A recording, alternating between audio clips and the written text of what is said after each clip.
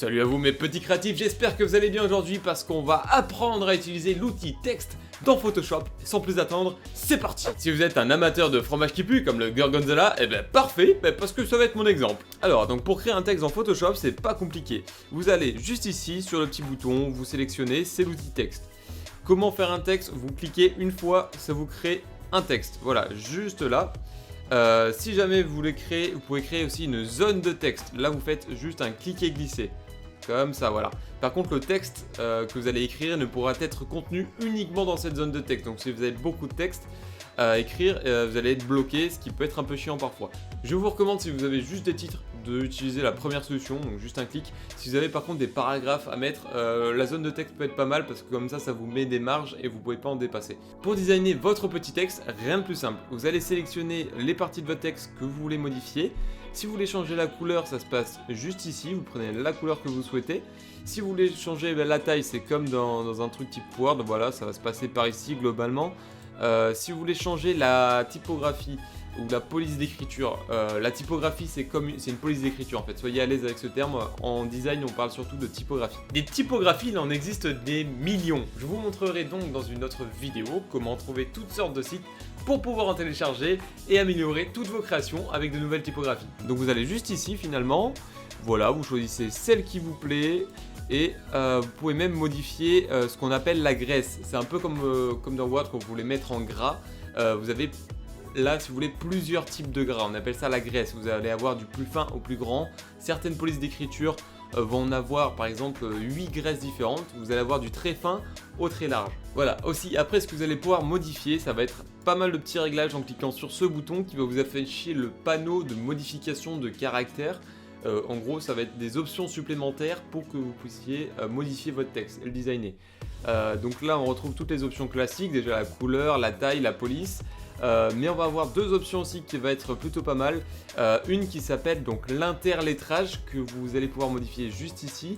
Par exemple, si je le mets à 200, voilà, vous voyez que mon texte s'élargit. Pourquoi? Qu'est-ce que c'est l'interlettrage? C'est l'espace qu'il existe dans un même mot entre deux lettres.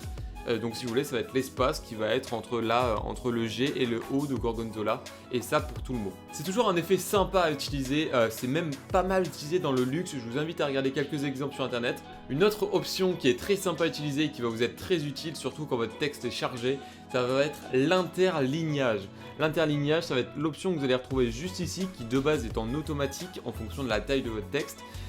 Mais en le modifiant, en fait, vous allez pouvoir modifier l'espace qu'il y a entre deux lignes. Je vais vous donner un petit exemple. Donc par défaut, vous voyez, vous avez pas mal de valeurs. Par exemple, si je mets à 24, voilà, ça va réduire donc l'espace qu'il y a entre mes lignes.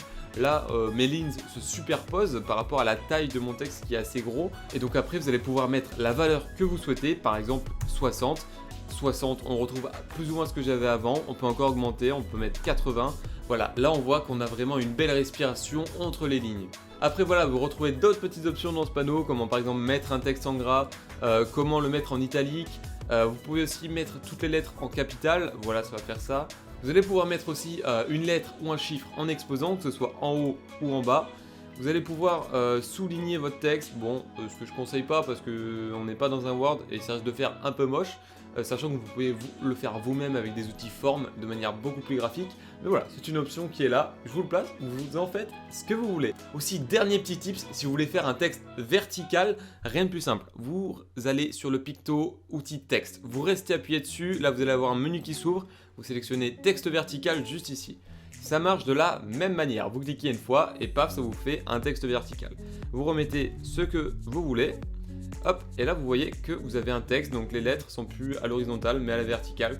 Ça peut être sympa à utiliser, il y a quelques circonstances où on peut le faire, et ça marche exactement de la même manière que pour le texte horizontal, que pour la modification. Bon, ben les gars, on a fait le tour de l'outil texte, j'espère que vous avez appris des petits trucs, que c'était simple pour vous. Si vous avez des questions, n'hésitez pas à le mettre en commentaire. Bon, ben moi je vais vous laisser parce que c'est bientôt l'heure de l'apéro.